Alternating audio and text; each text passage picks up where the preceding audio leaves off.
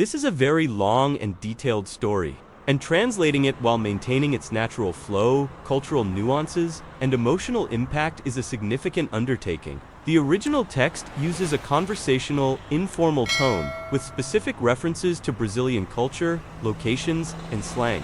The translation must reflect this, using natural-sounding English that resonates with a target audience, possibly American, without losing the authenticity of the original narrative. Here is the translation of the story adapted for a neutral English-speaking audience. Man can't imagine what it's like to wake up on the floor of a public bathroom, your whole body shaking, not even remembering your own name. I used to be an IT technician, had my own house, a beautiful wife, 2 twin boys who were my life. But drugs took it all, everything. Today, I drive for Uber, and every single dollar I earn goes to my treatment and to trying to win back my family. But there's one thing I've never told anyone about the night that almost changed everything again. The night a passenger got in my car and said, "I know you, Diego, and I know exactly where you used to get your rocks." What happened after that almost made me lose everything all over again. My name is Diego. I'm 34 years old, and I'm an Uber driver here in Rio de Janeiro.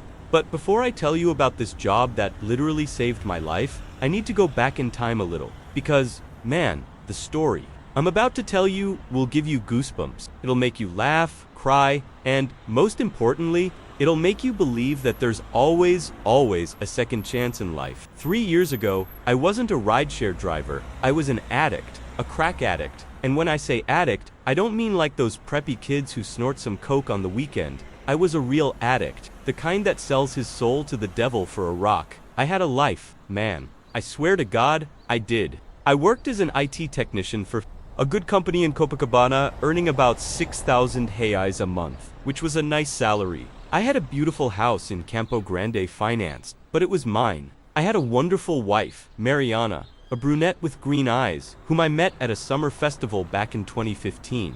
And most importantly, I had 2 twin boys, João and Pedro, now 8 years old, who were literally the reason for my existence. But drugs, man, drugs are a curse. It started slowly, like it always does. A little pot here, a little pot there, with friends from work.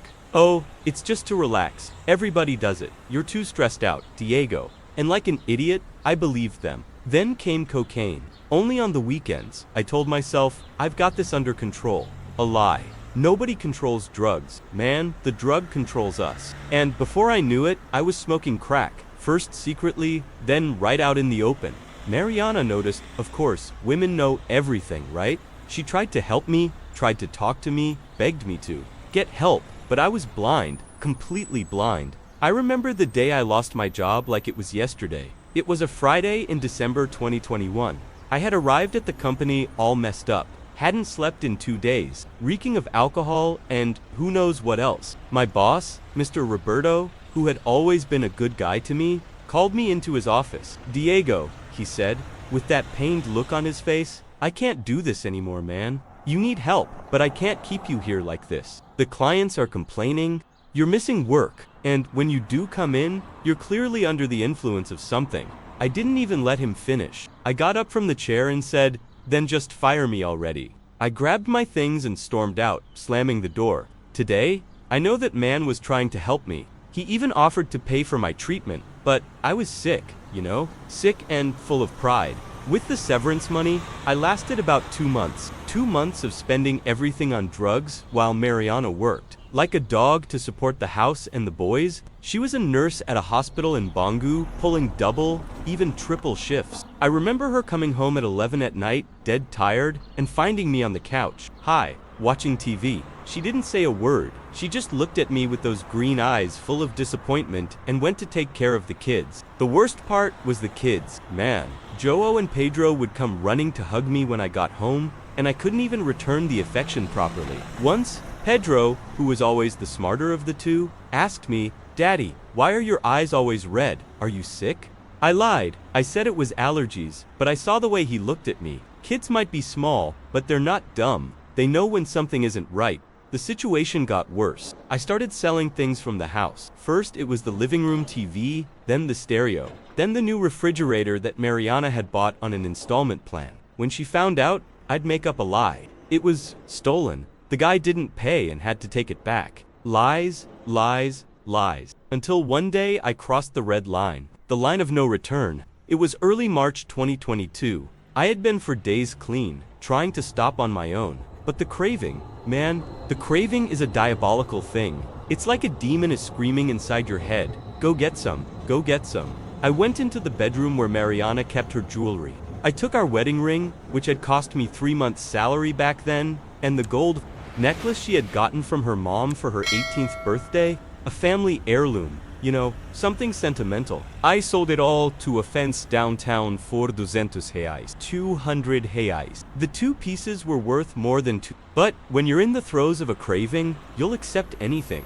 When Mariana found out, man, I'll never forget that scene. She came home from the hospital, went to put away the necklace she always took off before bed, and it wasn't there. She searched the entire bedroom, then came to ask me, Diego, have you seen my necklace? All nervous, I said, I didn't know anything. She went to look for her wedding ring, and couldn't find it either. That's when she knew. She just knew. You sold it, she said, and it wasn't a question, it was a statement. I tried to deny it, tried to make up more lies, but she cut me off. Enough, Diego. ENOUGH. She yelled so loud the neighbors must have heard. I can't take this anymore. You sold our wedding ring. The necklace, my mom gave me. Sue started to cry, but it wasn't a cry of sadness. It was of anger, of disappointment, of disgust. Get your things and get out of my house, she said. Now, Mari, calm down. We can talk. There's nothing to talk about. I already tried to help you. You don't want help. I'm not going to let my children see their father turn into a. She couldn't say the word, but I knew what it was. A cat. I grabbed some clothes in a bag and left. It was the last time I slept in my own home. The next 6 months were hell on earth. Literally. I slept on the street, in shelters, at other addicts' houses. When I didn't have money for drugs, I stole. I never killed anyone, never robbed with a weapon, but I did steal. Cell phones, wallets, things like that. I became exactly what I despised most in life, a criminal. The worst was when I'd see my kids. Sometimes I'd stand outside their school, hidden, just to see them come out. Joe and Pedro had gotten thinner. They looked different, sad. And when they saw me, they'd run to hug me, but Mariana would be right behind them and pull them away. Don't come near my children in that state, she would say. And she was right. I wasn't in any condition to be near a child. I hit rock bottom in September 2022. I was living in a crack den in Jacarapogua, in a shack made of particle board with about 5 other addicts. We just smoked, all day long. When the money ran out, we'd go out and find more, by any means necessary. It was on one of those binges that I almost died. I had gotten a large rock, bigger than I was used to. I smoked the whole thing at once, because when you're craving, you don't think. You just use. 10 minutes later, I passed out. Cardiac arrest. The guys I was with panicked, threw cold water on me, hit me, did everything they could. By luck? Or by a miracle? I don't know. One of them knew a nurse who lived nearby. The guy came running and managed to resuscitate me. When I woke up, I was lying on the floor of that filthy bathroom, throwing up.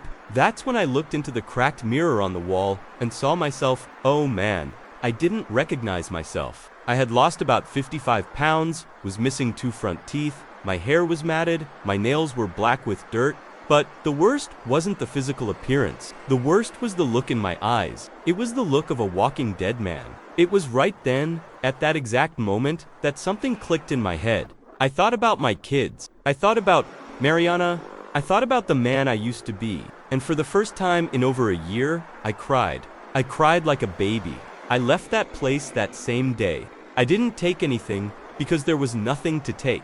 I went straight to a church I knew in Rio de Janeiro, the church my mother used to go to before she died. The pastor received me without asking any questions. He gave me a bath, clean clothes, food, and most importantly, he gave me hope. Son, he said, God doesn't give up on anyone, no matter how bad the situation is. There's always a way out. He was the one who helped me get a spot at a recovery clinic in Juiz de Fora, Minas Gerais. It was far, but it was free. It was run by a non-profit organization. On the day I was supposed to leave, I went by my kids' school one last time. They were coming out and saw me. They came running, hugged me. Daddy, are you going away? Pedro asked. I am, son, but it's to get better. When I come back, I'll be the father you deserve. Joe. who was always quieter, said, "Promise, Dad." "I promise," I said. Mariana was watching everything from a distance. She came closer and, for the first time in months, looked me in the eyes. "Diego," she said, "if you really want to change, then change. But don't come back here unless you're serious, because I'm not going to go through this anymore. And neither are they," she pointed to the boys. "I understand," I said, "and you're right." I left that same day. The recovery clinic was where I was. Reborn, man, it was 8 months of a lot of work. Individual therapy, group therapy, manual labor, studying, spirituality, everything you can imagine there. I met all kinds of people. Lawyers, doctors, bricklayers, teachers, janitors. Drugs don't choose social class. They grab anyone. The hardest part was facing everything I had done. All the people I had hurt, especially my family. In therapy, I'd cry like a child remembering the look on my kids' faces when they saw me in that state. But it was also there that I learned that addiction is a disease that has treatment, that has a cure, as long as the person wants it. And I wanted it, man. Did I want it? And if you're listening to me, and you're also going through some difficulty in life, remember one thing. There is no situation without a way out. There's always a way to start over. You just have to truly want it. In May 2023, I was discharged from the clinic. I had been clean for 8 months, had gained 30 pounds, had my teeth fixed, and my self-esteem back. But most importantly, I had regained hope. But now came the hardest part, going back to real life. Man, when I left the clinic in Juiz de Fora, I had exactly 47 reais, which is about $10 in my pocket. $10. That was all I owned in the world. I didn't even have my ID anymore, because I had lost everything during my addiction. The pastor who had helped me get into the clinic, Mr. Antonio, came to pick me up in his car. On the way back to Rio, he talked with me, Diego. He said, "You know, it's not going to be easy, right? The hardest part isn't stopping the use, it's rebuilding your life afterward." He was right. I knew it was going to be tough, but I was determined. "Mr. Antonio, do you think Mariana will give me a chance?" He was silent for a while, thinking, "Son, she suffered a lot. But a woman who truly loves will always give a chance to someone who truly changes. The problem is proving that the change is real." When we got to Rio, I went straight to my sister Claudia's house in Santa Cruz. She had always been younger than me, but she was always the most responsible one in the family. When our parents died, my dad from a heart attack in 2018, my mom from cancer in 2020, she took care of everything. Claudia didn't know I had left the clinic. When she opened the door and saw me, man, she started crying right away. "Diego, my God, Diego." She hugged me and just cried for about 5 minutes. Then she looked me up and down.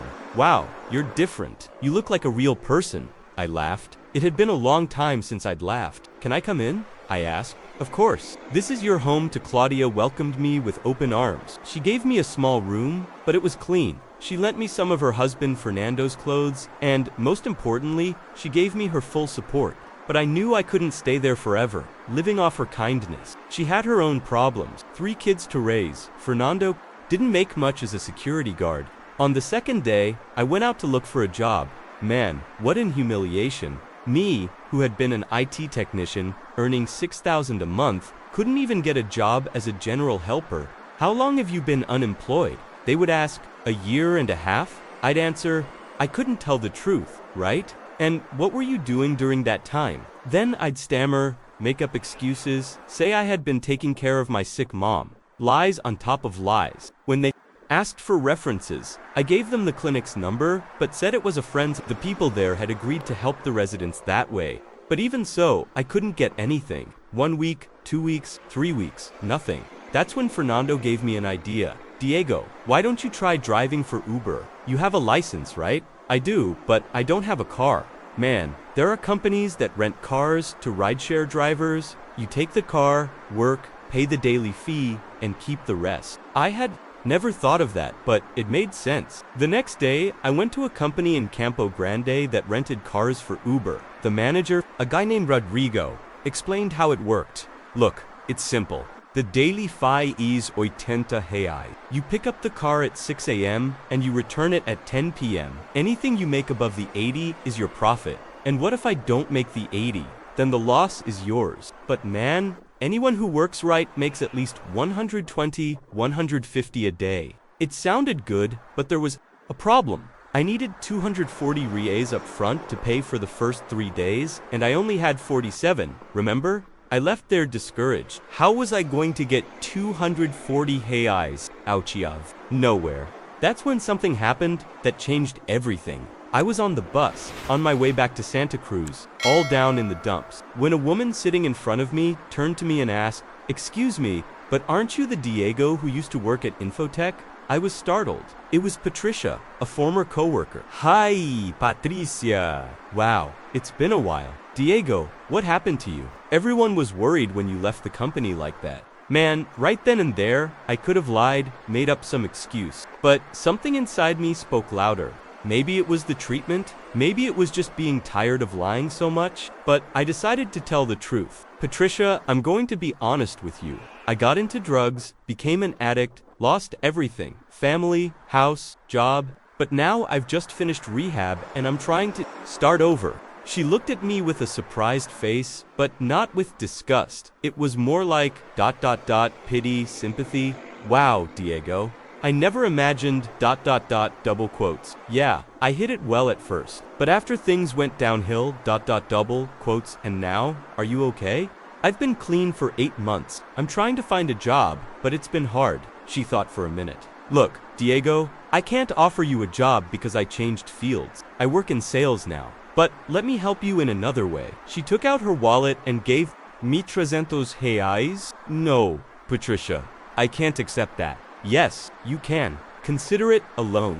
When you get back on your feet, you can pay me back.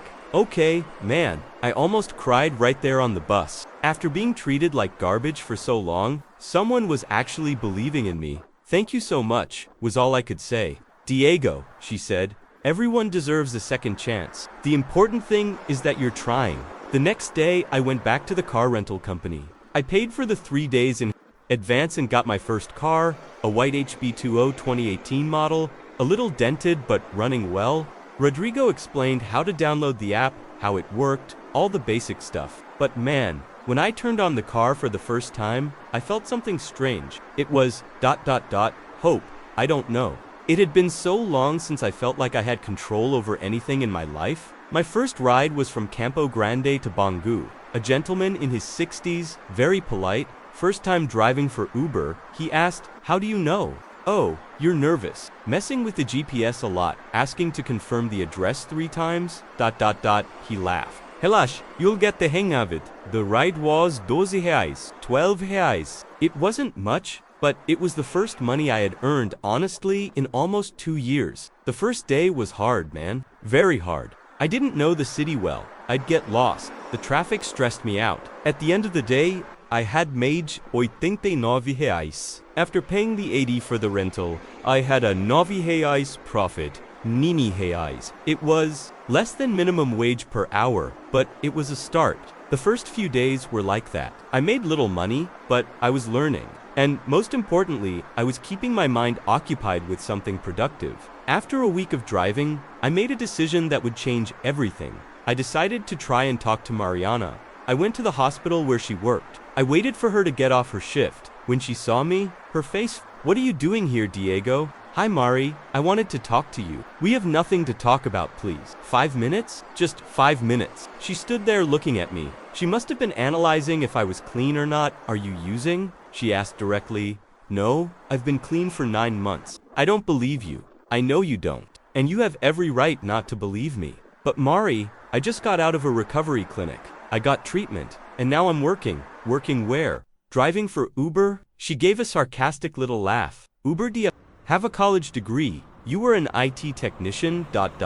I know, Mari, I know all that. But now I have to start over from the bottom, and that's okay. The important thing is that I'm trying." She looked at me in a way I couldn't decipher.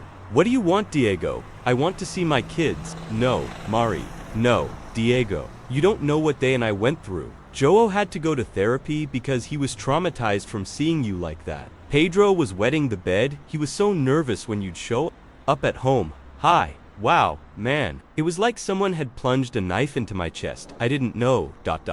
Of course you didn't know. You were only thinking about your drugs." She started getting agitated, and I noticed we were getting the attention of passers-by. "Mari, please lower your voice. Don't tell me to lower my voice. You want to talk to me? Then listen up. I'm not going to let you near my children until I'm sure you've truly changed. And what do I have to do to prove that? Time? Diego, time. If you've really changed, a year, 2 years, clean, then we'll talk. A year. Yes, a year of working, staying clean, doing therapy, then, maybe, I'll let you see them. Man, a year seemed like an eternity, but I knew she was right.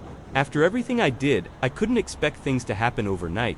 Okay, I said. A year? Diego, she said, calmer now. I don't want to hurt you, but I need to protect my kids. You understand that, right? I understand. If you've really changed, I'll be happy. They need their father. But it has to be their real father, not that thing you had turned into. I left there with a broken heart, but also with a clear goal, to prove to Mariana that I had truly changed. From that day on, man, I dedicated myself to Uber as if it were the most important thing in my life, because it was I'd wake up at 5 a.m., shower, have coffee, get the car at 6, and drive until 10 p.m. every single day. Saturday, Sunday, holidays, rain or shine. I started to study the city, memorize the best routes, the rush hours, where there was more business. I discovered that early in the morning, business was good in Barra da Tijuca, taking employees to work. In the afternoon, the airport always paid well. At night, nightclubs in Copacabana and Ipanema. In a month, I was already making an average of 150 reais a day in profit. In 2 months, 200 reais. It wasn't a lot, but it was enough to live on and even save a little. But the most important thing wasn't the money. It was the feeling of being useful again, of providing a service to society instead of being a parasite, as I was when I was an addict. Passengers started to get to know me. Some would always request a ride with me when they saw me online. I made an effort to provide good service. The car was always clean, ambient music, cold water, a phone charger. Some even gave me a tip. After 3 months of working, something happened that really stuck with me. I was coming back from a ride in Copacabana when I got a request on a street I knew well. It was the street where my kid's school was. When I got to the location, I almost fell over. The person who had called the ride was Mariana. She got into the car, a little awkward. "Hi," she said. "Hi. What a coincidence, right?" Actually, it wasn't a coincidence. I saw it was you and decided to accept the ride. Why?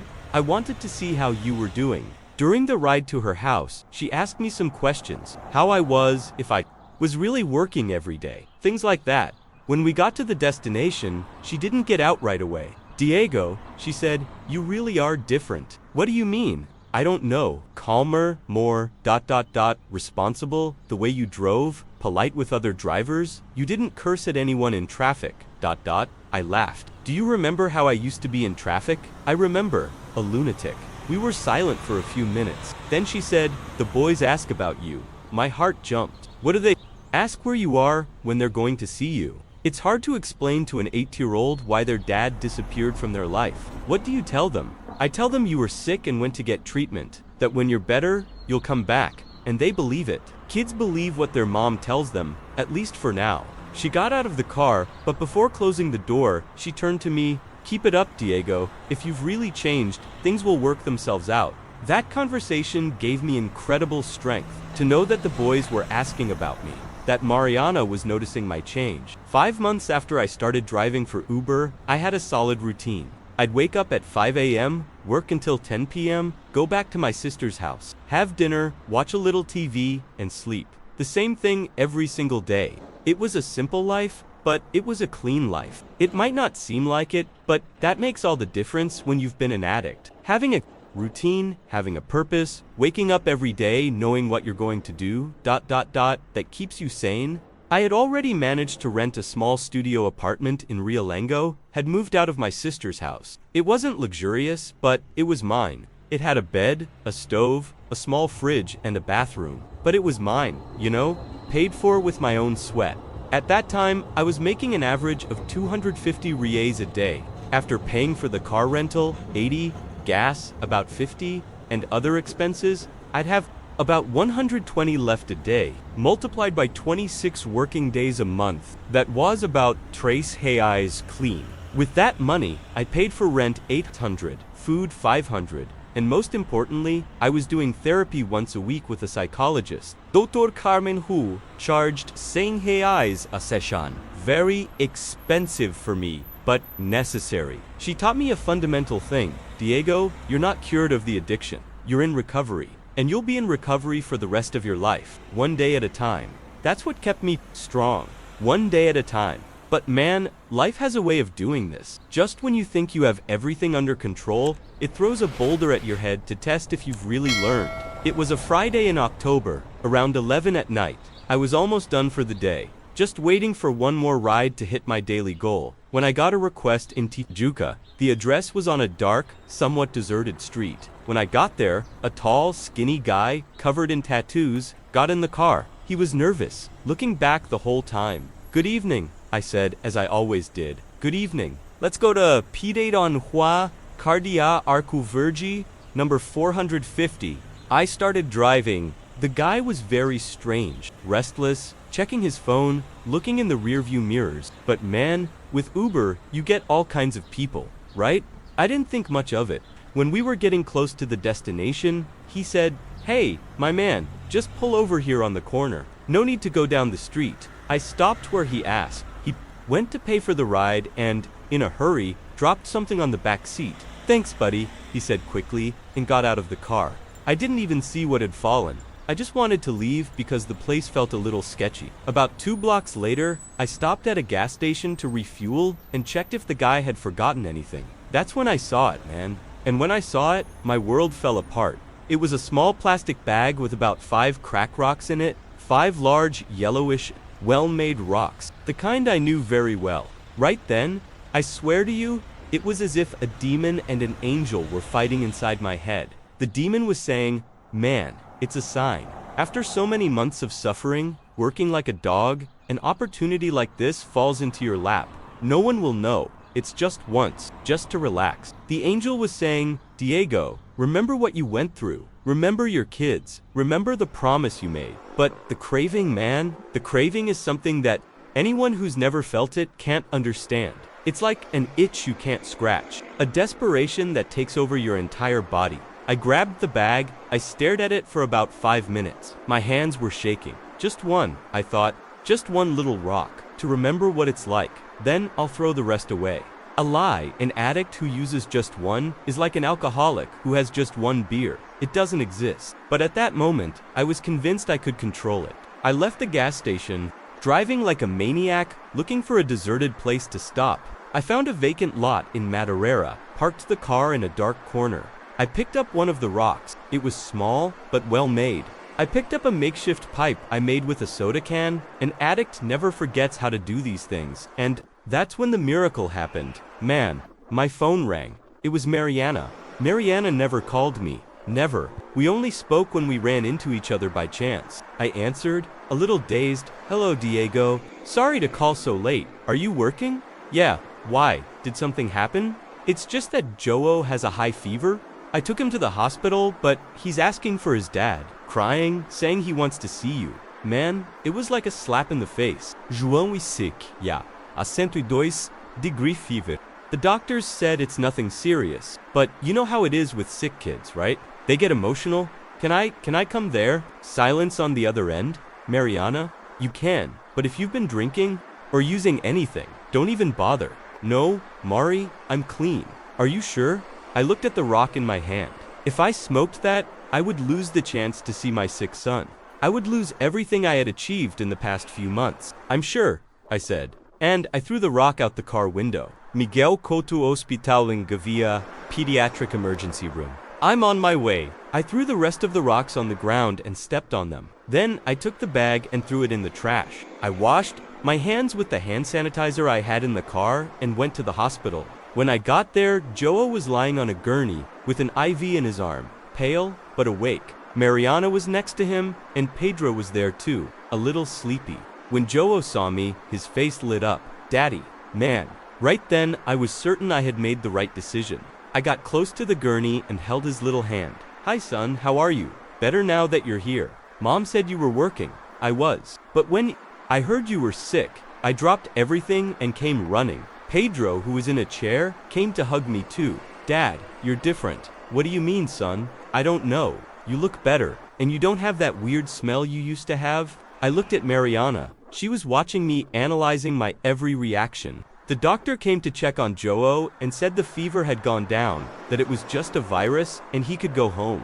Dad, can you take us home? Pedro asked. I looked at Mariana, asking for permission with my eyes. She nodded. Of course, son. We all went in my car. The boys in the back seat, talking with me, telling me about school, their friends. Mariana was quiet in the front. When we got to the house, my old house, she got out with the kids and I stayed in the car. Dad, aren't you going to come in? Joe asked. Before I could answer, Mariana said, not tonight, son. Dad needs to work early tomorrow. But Dad, when are you going to move back home? Pedro insisted.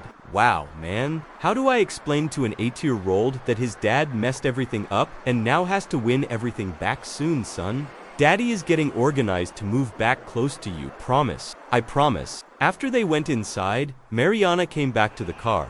Diego, she said, thank you for coming. Mariana, they're my kids. Of course, I'd come. You, ... Are you okay? When I called you, your voice was a little strange. Man, at that moment, I could have lied. I could have made up any excuse. But after what had happened, after the deliverance I had, I decided to tell the truth. Mari, I almost relapsed today. She looked at me, startled. What do you mean? A passenger forgot drugs in my car. Crack. I picked up the rocks and I was about to use when you called me. My God, Diego, ... But I didn't use when you said Joe was sick. It was like something clicked in my head. I threw everything away and came running here. She just looked at me, trying to process what I had said. Why are you telling me this? You could have lied. Because I'm tired of lying, Mari. And because I learned in therapy that you only defeat addiction when you accept that it will always be there, waiting for an opportunity. Today, I had an opportunity, and I didn't take it. That made me see that I've truly changed. She was silent for a while. Diego, I'm going to be honest with you. I still don't trust you completely. But the fact that you told me this, that you chose to come see your son instead of using drugs ... that means something. It means I love you guys more than any drug. I hope that's true. It is, Mari. It's true. She got out of the car, but before entering the house, she came back. Diego, yay. If you can stay clean for 6 more months, we can start talking about you seeing the boys more often. 6 months? She had cut the 1-year deadline to 6 months. Seriously? Seriously. But it has to be 6 months with no relapse, and you have to keep doing therapy. You got it. I left there feeling renewed, man, as if I had passed the biggest test of my life, because that's exactly what happened. Life tested me to see if I had really learned, and I passed the test. From that day on, I never thought about using drugs again. Never. Because I understood that it wasn't just about me. It was about being the father my kids deserved to have. 3 months after the incident with the rocks, I was feeling more confident in my recovery. Not that I had my guard down, but I was seeing that it was possible to live without drugs. Therapy was helping me a lot, and I had created a work routine that kept me busy and focused. It was a Saturday afternoon. I was on a long ride from the airport to Barra da Tijuca when I got a message from Mariana on WhatsApp. Diego, tonight the boys have a performance at school, a play for Children's Day. If you want to go ...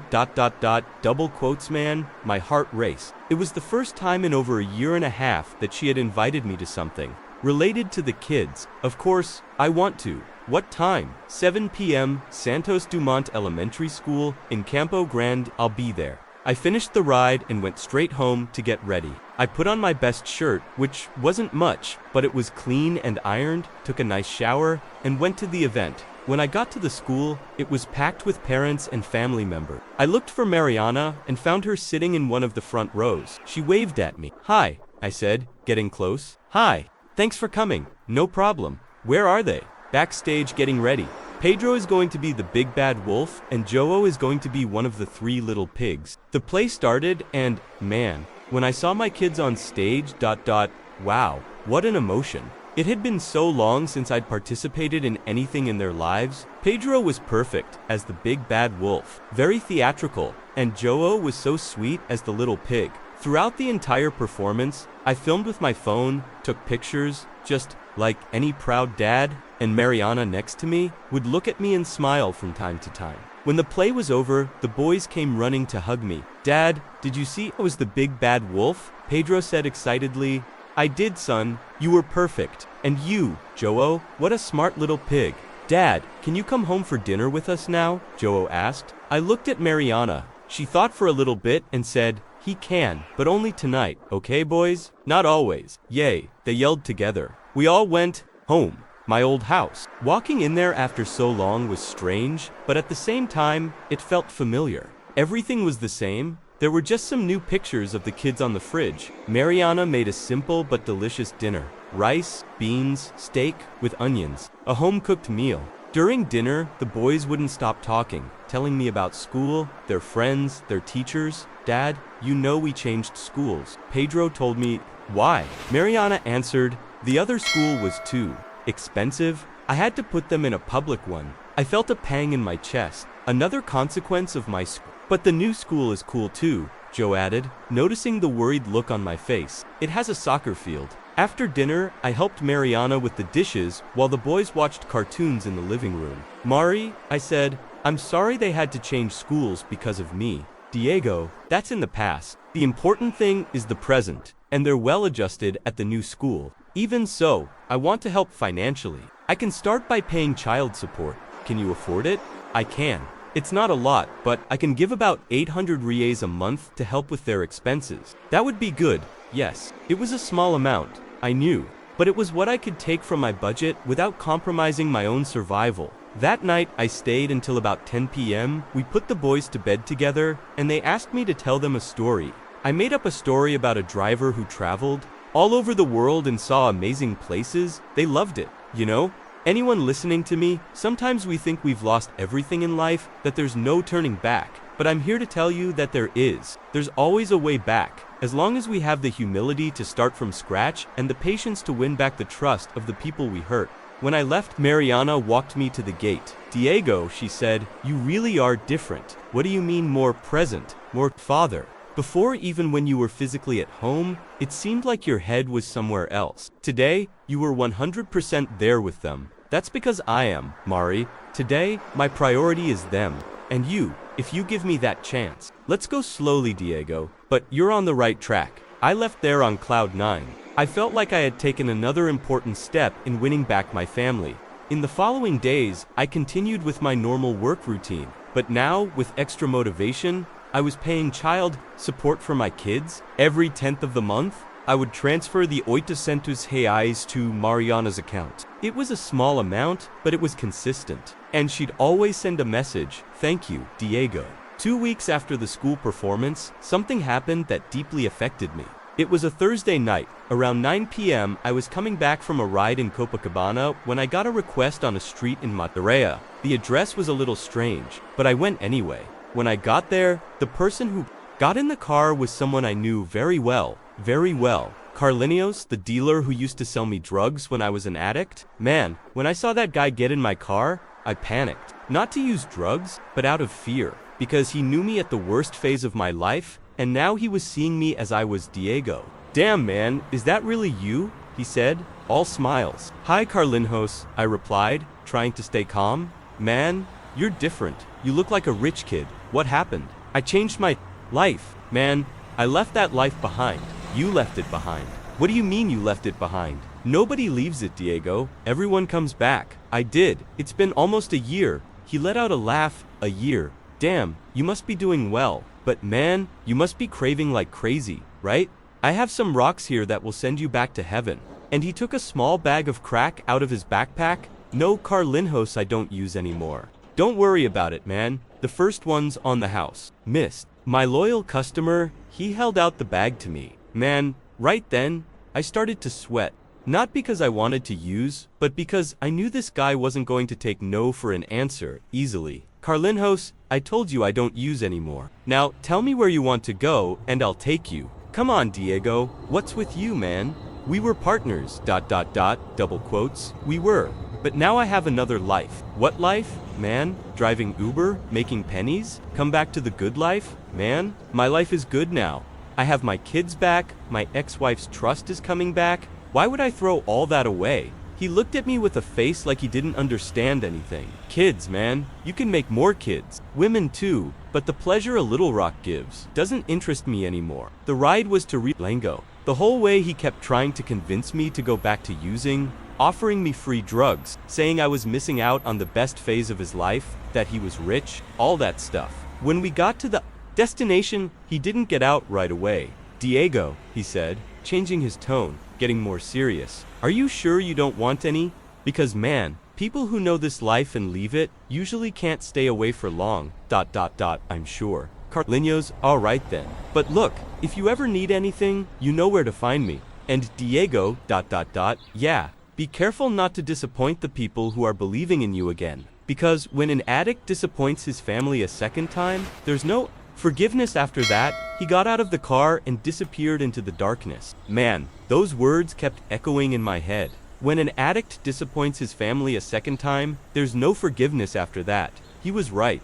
I had one chance, just one. If I screwed up again, there wouldn't be a third opportunity. That night, I got home and called Dr. Carmen, my psychologist. Doctor, I'm sorry to call so late, but I need to talk. Diego, did something happen? I told her about the encounter with Carlinhos. And how did you feel? She asked, scared. Not to use, but to lose everything I had achieved. Diego, that's normal. You're going to encounter people from your past, situations that will remind you of the time you were addicted. The important thing is for you to know that today you have a choice. And today you chose right. I did, doctor, but what if one day I can't choose, right? Diego, remember what we always talk about? One day at a time? Today, you chose right. Tomorrow, if a similar situation arises, you'll have to choose again, and you'll choose right again. How can you be so sure? Because you're not the same person you were a year ago. You have reasons to stay clean. You have your kids, you have an ex-wife who's starting to trust you again, you have a job that gives you dignity. Why would you throw all that away? She was right. I wasn't going to throw everything away, and I didn't. December came, and with it, one of the best pieces of news I could receive. Mariana called me saying she was going to let me spend Christmas with the boys. Just for Christmas, Diego. From 9 a.m. to 6 p.m. Seriously? Mari, seriously. You've proven that you've changed. 6 months of paying child support religiously, not missing a single week of therapy, working every day. I think you deserve it, man. I almost cried on the phone. I was going to spend Christmas with my kids after almost 2 years. I bought them presents with the money I had left over. That month, it wasn't much, but I bought them with a lot of love. And on the 25th, I was at the house at 9 a.m. sharp. The boys were anxious, wanting to open their presents, and Mariana had made a special lunch. It was one of the best days of my life. We played, we talked. They showed me the presents they had gotten from their mom and grandparents. We had lunch together, we watched a movie. A normal family. As the day was ending, Pedro asked me, Dad, next year, are you going to live with us again? I looked at Mariana. She looked at me too, waiting for my answer. Son, that depends on a lot of things. But what I can promise you is that I'll always be present in your lives, whether I live with you or not. But it would be better living with us, right? Joe added. It would, son. It would be a lot better. When I left there that day, Mariana walked me to the car. Diego, she said, thank you for making this day special for them. Mari, I'm the one who should be thanking you for the opportunity. You know, I'm still scared, right? I know, and you have every right to be. But I also know you're making an effort, and that counts for a lot. Mari, can I ask you a question? You can. Do you think one day we can try again? Not now. I know it's too early, but someday ... She was silent for a while, thinking, Diego? I don't know. Honestly, I don't know. You hurt me a lot, but I don't know. If you keep this up, if you stay changed, present, responsible, ... who knows? It was the first time in 2 years that she hadn't given me a definitive no. January came, and with it new challenges. Uber business is always slower at the beginning of the year, so I was making less money. But I continued to pay the boys' child support religiously, even if it meant eating instant noodles for dinner. It was during one of those slow weeks that something happened that almost ruined everything. It was a Tuesday afternoon. I was in line at the airport waiting for a passenger when I got a call from the boys' school. Mr. Diego, this is the Santos Dumont Elementary School office. Yes, could you come here urgently?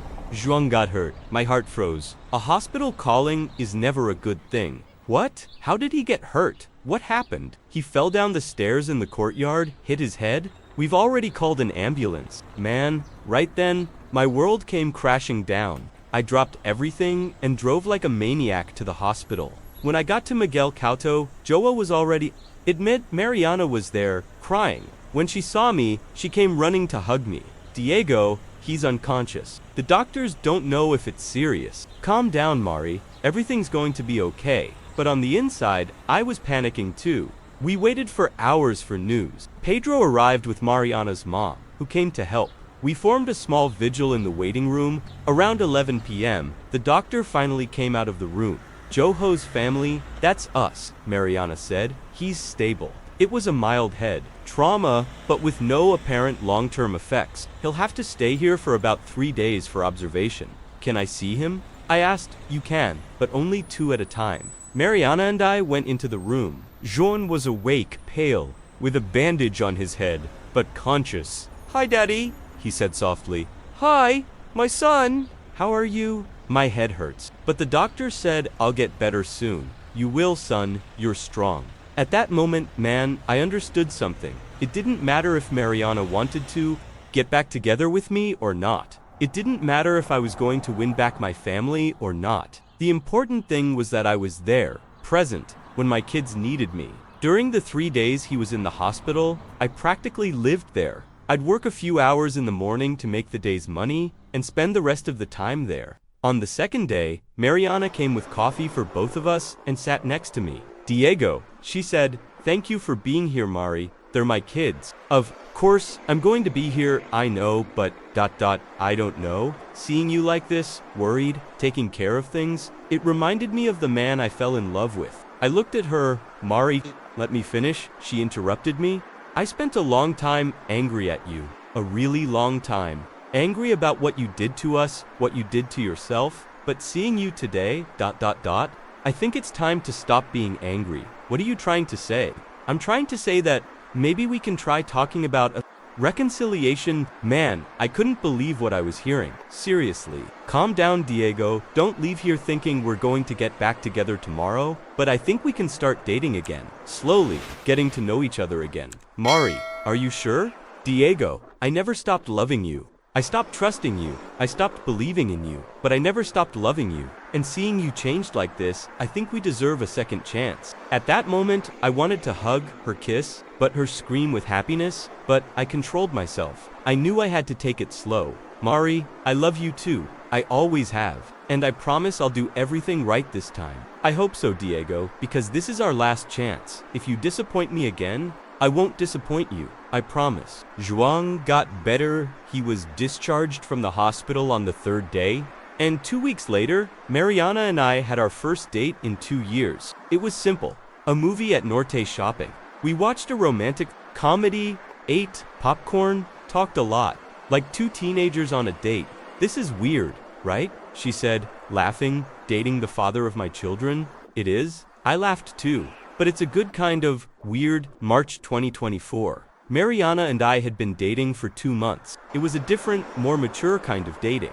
We saw each other twice a week, sometimes with the kids, sometimes just the 2 of us. I was still living in my studio apartment in Realengo, but I spent almost every weekend at their house. The boys were happy to see their parents together again, and I was living a dream. By that time, I was making good money with Uber. I had bought my own car, 2019 Onyx, financed, but it was mine, and I was making about $4,000 a month after taxes. I even managed to increase the boys' child support to 1,2 reais. Mariana had also gotten a better job as a nursing supervisor at a private hospital in Barra de Tijuca. She was making almost $5,000. Together, we were a lower middle class family, but we were structured. It was on a Friday that she asked me the question I most wanted to hear. Diego, do you want to move back home? What do you mean move back home to your home? To our home? Man, I couldn't even answer right away. I was too emotional. Of course I want to, Mari, but are you sure? I am? You've proven that you've changed. It's been over a year that you've been clean, working, being a present father. I think it's time. And what if I disappoint you all again? You won't disappoint us. I trust you. Folks, you have no idea what it's like to get a second chance in life. It's like winning the lottery, only better. Because when you lose everything because of your own fault, and you manage to win it all back through hard work and dedication, the taste of victory is 10 times better. A week later, I was moving back home. I didn't bring much because I didn't have much. Some clothes, my old laptop, some books. The house was the same, just with some new things Mariana had bought with her salary: a bigger TV, a new sofa, some plants in the backyard. Dad, it's so good you're back, Pedro told me, helping me carry things. Now it's going to be like before, right, Dad? We're going to be a normal family again, Joa asked. We are, son, only better than before. Why better? Because now I know your value, and I'll never forget it again. The first few months were about adapting. Not that it was difficult, but it was different. I wasn't the same Diego from before the addiction, and Mariana wasn't the same either. We had both matured, suffered, and learned, but it was working. Very well, I continued to drive for Uber, but now with more organization. I worked from Monday to Friday, from 6 a.m. to 7 p.m. Weekends were sacred for the family. Mariana respected my job, and I respected hers. We split the housework, took care of the boys together, and planned for the future. In July, we took our first family trip. We went to Buzzio's, stayed at a simple hotel, but it was wonderful. The boys had never seen the ocean up close. It was emotional to see the look on their faces at the beach. Dad, can we come back here every year? Pedro asked. We can, son. God willing, we'll come back. During that trip, Mariana and I talked a lot about the future. Diego, she said, while the boys were playing in the sand, I want to have another baby. I almost choked on my beer. Seriously? Seriously? I always wanted to have 3 kids. And now, seeing you, being the wonderful father you've become, I think it would be nice. Mari, are you sure? Isn't it too soon for that? Diego, we already have 2 kids together. We're not teenagers. And financially, we're stable. Why would it be too soon? She was right, and I wanted to, too. Then let's try, I said. Let's. 2 months later, Mariana found out she was pregnant. Man, when she told me, I cried like a baby. With happiness, with gratitude, with emotion. Are you happy? She asked. Happy is an understatement, Mari. I'm fulfilled. The boys went crazy with joy when they found out they were going to have a little brother or sister. I hope it's a girl, so I can teach her how to play soccer, Pedro said. I hope it's a boy, so we can have a team of 3, Joe added. The pregnancy was calm. Mariana was radiant. I was doing well at work. The boys were great at school. It was our best phase. In December 2024, Sophia was born. A beautiful little girl, a copy of her mom, but with my nose. When I held her for the first time, man, it was indescribable. She was my 3rd child, but she was also my complete fresh start. The definitive proof that I had beaten the addiction and won my family back. Hi, Sophia, I said to her. Daddy promises he's going to be the best dad in the world for you. And that's exactly what I was going to be. February 2025. Sophia was already 2 months old, chubby and healthy. I was at the best point in my life. A structured family, a stable job, a solid relationship with Mariana, but life, man. Life sometimes likes to test you right when everything is going well. It was a Tuesday afternoon. I had just dropped a passenger at the airport and was heading back to the city when my phone rang. It was an unknown number. Hello, Diego. This is Dr. Pereira from Miguel Couto Municipal Hospital. My heart froze. A hospital calling is never a good thing. Yes, Dr. Diego, your wife and your baby daughter are here at the hospital. There was an accident. What do you mean accident? What happened? They were on a bus that was involved in a collision. Your wife is conscious, but she's hurt. The baby seems to be fine, but she's being examined. Doctor, I'm on my way there now. I sped to the hospital. On the way, a million things went through my head. What if it was serious? What if I lost them? What if... Stop, Diego. Don't think crazy things. I got to the hospital and ran to the emergency room. I found Mariana on a gurney, with her right arm in a cast and some cuts on her face. Mari, how are you, Diego? Thank God you came. Where's Sophia? She's being examined. The doctor said she seems to be okay. It was horrible, Diego. The bus suddenly slammed on the brakes. I had her in my arms. I hit my arm on the front seat. Calm down, honey. The important thing is that you're alive. A nurse approached, bringing Sophia. Daddy, your daughter is perfect. Not a scratch, it was a miracle. I took my daughter in my arms. She was calm, as if nothing had happened. Hi, my love. You scared Daddy so much, I whispered to her. Mariana had to stay in the hospital overnight because of a mild concussion. I slept there too, in a chair next to her bed, with Sophia in my arms. During that night, man, I thought about how fragile life is, how in a matter of seconds everything can change. And I also thought about how I almost lost all of this because of drugs. In the morning, we took Mariana home. She was on medical leave for a few days, and I reduced my working hours to take care of her and Sophia. The boys helped a lot. Pedro and João, who were already 9 years old, became little adults, helping with the housework and taking care of their baby sister. It was during this time that something happened that really stuck with me. Mariana was lying on the sofa, still recovering with Sophia nursing when she called me. "Diego, come here." I sat next to her. "What is it, honey?" "Yesterday at the hospital, when I saw that I could have lost our daughter, I thought about something." "What?" "I thought that if something had happened to us, at least Sophia would have a present, responsible dad to take care of her. That gave me a sense of peace. ... double quotes Mari. "Let me finish. Diego, I never told you this, but when you were an addict, I was afraid of dying and leaving the kids with you, because you wouldn't have been in any condition to take care of them." That hit me like a punch to the stomach. "Not today," she continued. "Today, I know that if something happens to me, my children will be in the best hands possible. Nothing is going to happen to you," I said. "We never know, Diego, but it's good to know that you've become the man I always knew you could be." Right then, I swore to myself that I would never disappoint that woman again.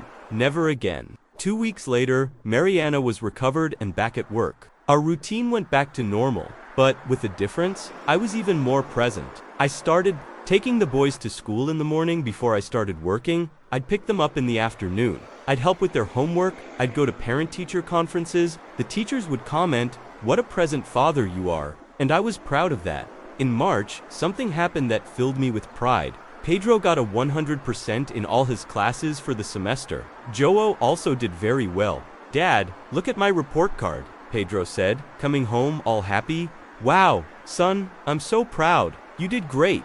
It's because now I have more time to study. You help me with math. Mom helps me with language, arts, and because you're smart," I added. That night, at bedtime, João came to talk to me. "Dad, I remember when you were different." "What do you mean, son?" "When you were sadder, didn't play with us, didn't take us to school, ... You remember?" "Huh? I do. But I also remember that Mom said you were sick and that you were going to get better. And I did, right?" "You did. Now, you're the best dad in the world." Man, a child's words are sometimes worth more than any diploma, any award. To know that my kids saw me as the best dad in the world was all I needed to hear. In the middle of the year, Mariana and I had a serious conversation about the future. "Diego," she said, "don't you want to try to go back to the tech field?" "Why? I'm making good money with Uber." "I know you are, but, honey, you have a degree, you have experience, you could make more, have a career." "Mari, I like what I do. It's an honest job. It gives me flexibility to take care of the family, ... double quotes, I know, honey. But think about it. If you went back to it, we could buy a bigger house, put the boys in a private school, have a more comfortable life." She was right, but I was afraid. Afraid to go back to that corporate environment where everything had started to go wrong. "Mari, what if I can't do it? It's been over 3 years since I was in the field, ... "Diego, you can do it. And if you can't, you can go back to Uber. It's okay. Let me think about it." I thought for a few weeks. I talked to Dr. Carmen about it. "Diego, what's your real fear?" she asked. "Fear of not being able to do it. Fear of going back to the environment that made me sick." "Diego, you didn't get sick because of the work environment. You had a predisposition to addiction that manifested itself at that time. Today, you have the tools to deal with stress in a healthy way. You think I should try? I think you should do what you want to, without external pressure, without fear. What is your heart telling you?" My heart was telling me to try. I started sending out resumes to IT companies. I updated my skills by taking some online courses. I'd study at night, after the kids were asleep. After 2 months of sending out resumes, I got a few interviews. And in one of them, at a small company in Botafogo, I was hired. The position was for a junior systems analysta, ranked below what I had before. But the salary was 6,500 reais, almost double what I imagine. With Uber, I accept, I said, right away. Diego, the manager said to me, can I ask why you were out of the field for so long? It was the question I feared, but I decided to be honest. I had personal problem, addiction. But I got treatment, I recovered, and now I'm ready to come back. He looked at me with respect. Diego, everyone deserves a second chance. And based on your resume, you're competent. The past doesn't interest me. I left there with a feeling I hadn't had in years. Professional pride. At home, I told the family the good news. Dad, are you going to wear a suit to work? Pedro asked, excited. I am, son. How fancy. My dad is going to be an executive. Mariana hugged me. I knew you could do it. Thank you for believing in me, Mari. I always believe, even when you didn't believe in yourself. August 2025, 6 months after going back to the IT field, I was completely adjusted to the new job. I had even gotten a promotion to a mid-level analyst with a salary of 2 reais. Life was more than good. It was perfect. Mariana had gone back to school, getting a postgraduate degree in hospital management. The boys were doing great at school. Sophia was already 8 months old, crawling around the house and filling our days with joy. Financially, we were a middle-class family. We bought a bigger Cara 2020 spin for the whole family to fit in. We renovated the house, bought new furniture. It was every person's dream. A united family, a stable job, our own house. But the most important thing wasn't the money. It was the peace. It was waking up every day, knowing that I was where I should be, doing what I should be doing, taking care of who I should be taking care of. And look, anyone who's listening to me, if you're going through some difficulty in life today, if you think there's no way out, remember my story. Remember that no matter how deep you've dug the hole, you can always get out. You can always start. Ovary can always be a better person. Last month, something happened that closed a cycle in my life. I was leaving work, going to the parking lot, when I bumped into someone I knew. It was Carlinhos, the dealer, who had gotten into my Uber 2 years ago. Only now he looked different. Skinny, run down, clearly using drugs. Diego, he said, recognizing me.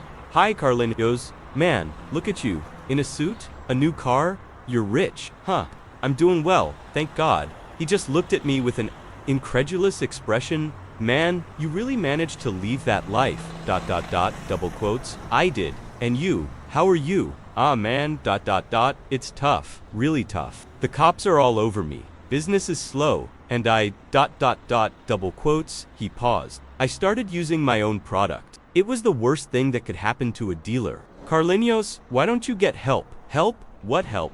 Man, I'm a dealer. Nobody helps a dealer. Man, there's help for everyone. I can give you the number of the clinic where I got treated. You think I have money for a clinic? It's free, man. It's run by a non-profit. He looked at me with interest. Seriously? Seriously? I got a piece of paper, wrote down the clinic's phone number and the pastors who had helped me. Call this pastor. Tell him Diego sent you. He'll help you. Diego, he said, his voice choked up. Thank you, man. Don't mention it. I went through it too. I know what it's like, man. You inspired me. If you could get out of that life, I can too. You can. Carlinhos, you can. We said goodbye, and I went home.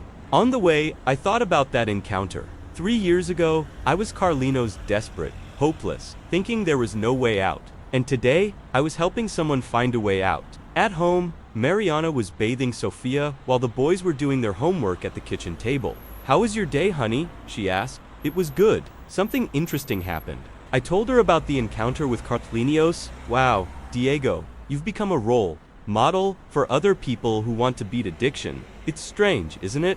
Me, who used to be the most desperate guy in the world, am now inspiring others. ... It's not strange. It's beautiful. That night, after the kids were asleep, Mariana and I were talking in bed. Mari, I said, thank you. Thank you for what? For believing in me when I didn't believe in myself. For giving me a second chance. For agreeing to rebuild our family. Diego, I love you. I always have. Even when I was angry at you. I loved you. I love you too. And I love the life we've built. You know I'm proud of you, right? Why? Because you became the man I always knew you could be. A present father, a loving husband, a competent professional. You won, Diego. That word won echoed in my head. I had won. I won against addiction. I won against depression. I won against despair. I won back my family, my dignity, my future. And today, driving not an Uber anymore, but my own car to pick up my kids from school, looking at my phone and seeing messages from my wife asking me if I can get some milk on the way home, hearing my baby daughters cry in the back seat.